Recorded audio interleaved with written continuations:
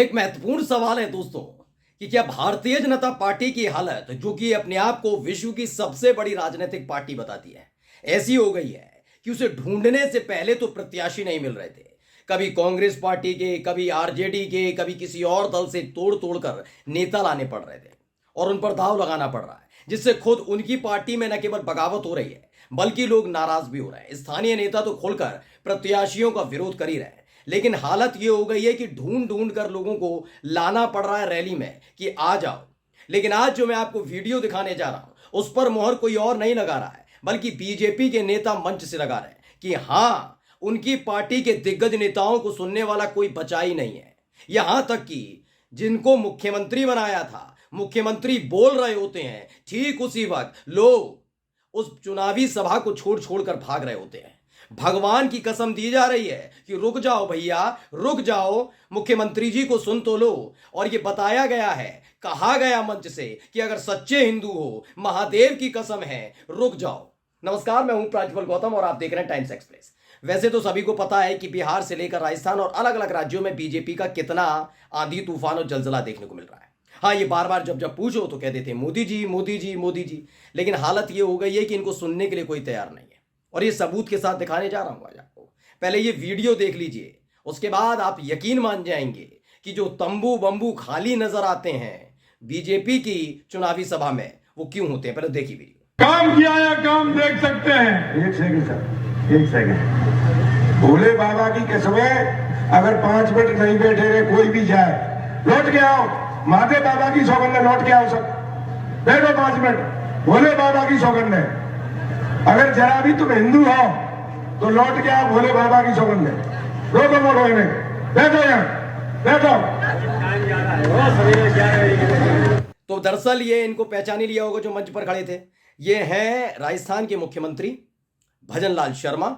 ये भाषण दे रहे थे। खबर राजस्थान के धौलपुर की है। धौलपुर में चुनाव होगा तो भैया उसके लिए प्रचार कर रहे थे, बता रहे थे मोदी जी ने कितना काम किया, राजस्थान की नई नवेली सरकार आई है वो कितना काम कर रही है, तमाम बातें हो रही थी।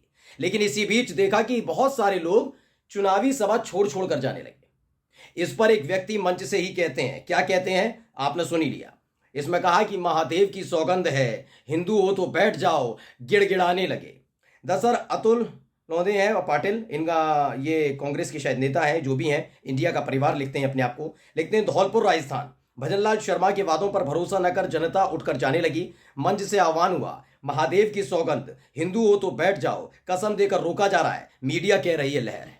मैं ये नहीं कह रहा कि मोदी जी की रैली में भीड़ आ रही है, नहीं आ रही है, शाह बाबू के में आ रही नहीं, वो तो हम लगातार तस्वीरें दिखाते हैं जहां जहां वो रैली करते हैं। हर जगह की रैली का एक जैसी स्थिति नहीं है, ये बात भी सच है। मैं पूरी साफ गोई से कहूंगा, ऐसा नहीं है कि मोदी जी की रैली में कोई आता ही नहीं है। हाँ, भीड़ उतनी नहीं जुट पा रही है जितनी 2014 और 2019 के लोकसभा चुनाव में देखने को मिलती थी, ये बात भी सच है, लेकिन भीड़ आ रही है। लेकिन अगर भजनलाल शर्मा के भाषण के दौरान उनको बीच में रोककर बीजेपी का नेता मंच से, भीड़ से यह आह्वान करे कि अगर हिंदू हो तो बैठ जाओ, महादेव की सौगंध है, तो आप समझ सकते हैं हालात क्या है।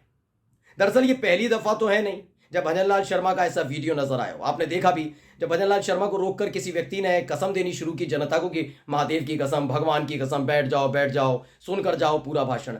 उस वक्त खुद भजनलाल शर्मा हंस रहे थे कि ये हो क्या रहा है भाई, समझ में नहीं आ रहा। दरअसल क्या है ना, बड़े नेताओं को ये पसंद नहीं है, इसीलिए शायद ये अपील की जा रही थी।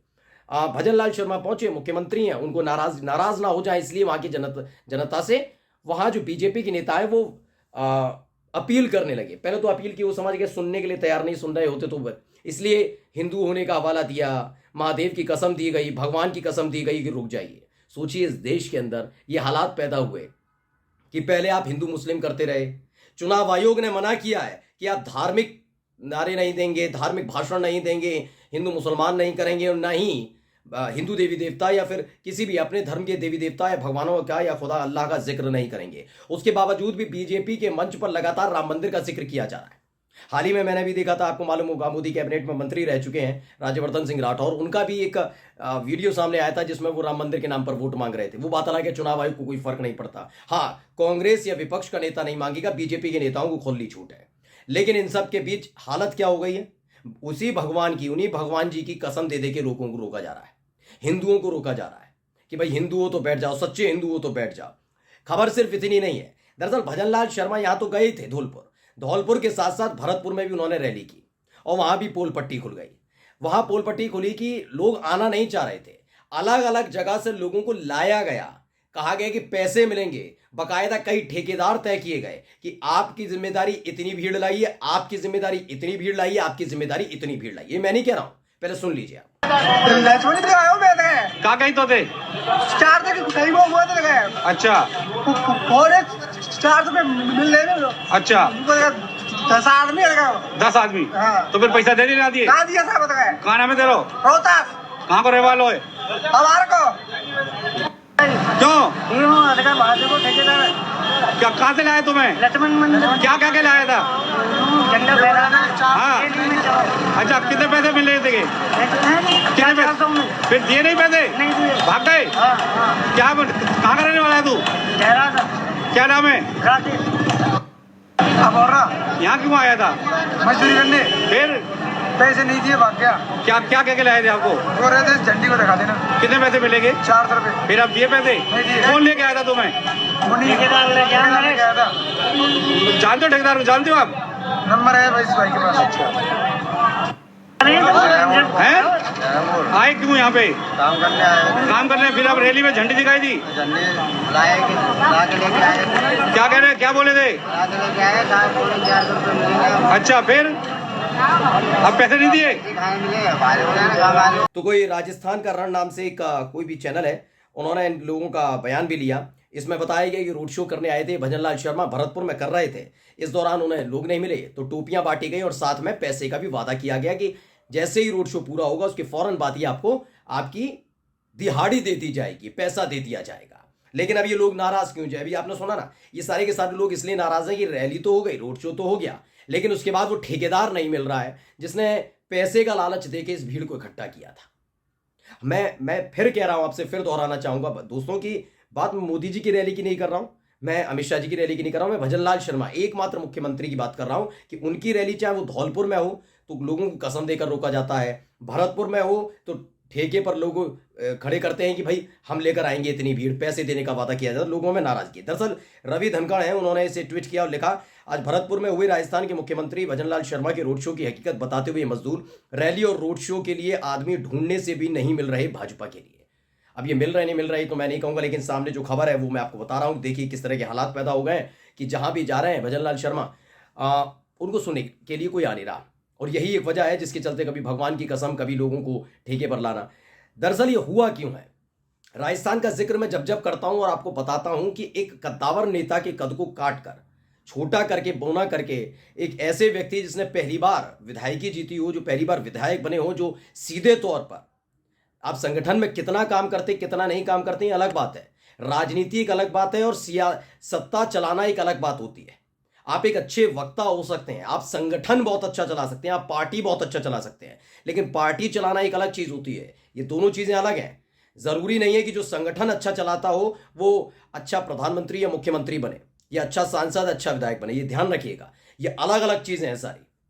कि पार्टी में एक विचारधारा के लोग होते हैं। अब आप कहेंगे संगठन, उसमें दरअसल पार्टी जब चलाते हैं तो एक विचारधारा के लोग होते हैं, लेकिन जब आप संगठन के साथ साथ आप जब सरकार चला रहे होते हैं तो उसमें अलग अलग विचारधारा के लोग होते हैं और आप सबके लिए मुख्यमंत्री होते हैं या सबके लिए प्रधानमंत्री होते हैं। तो ये दोनों चीजें अलग हैं, दोनों ही चीजें अलग हैं। जब आप संगठन चला रहे होते तो अपनी पार्टी के कार्यकर्ताओं के खिलाफ कार्रवाई कर सकते हैं कहते हुए कि इन्होंने पार्टी की जो नीति, नियम और विचारधारा उसके विरुद्ध काम किया। लेकिन आप जनता जब आपसे सवाल पूछेगी तो आप ये नहीं कर सकते कि आपने मेरे खिलाफ नारेबाजी की तो आपको फलाना प्रदेश से उठाकर बाहर फेंक दिया जाएगा, ऐसा नहीं कर सकते ना। तो ये दोनों चीजें अलग हैं। हाँ, मैं मानता हूं हो सकता है भजनलाल शर्मा अच्छा संगठन चलाते हो, संगठन में अच्छा काम किया हो, लेकिन एक विधायक पहली बार बने, जनप्रतिनिधि पहली बार बने, पहली बार जनता से सरोकार हुआ, जनता के बीच गए, चुनाव भी लड़ा, तमाम चीजें हुई, लेकिन सरकार चलाना अलग बात है। और सरकार किस तरह चल रही होगी सोचिए, जब राजस्थान की जनता अलग अलग जगह जाकर, मतलब जयपुर तो छोड़ दीजिए, लेकिन धौलपुर और भरतपुर जाते हैं, वहां पर ढूंढने से भीड़ नहीं मिलती, लोग आते नहीं उनके बीच में, तो आप सोचिए किस तरह के हालात हैं। नमस्कार।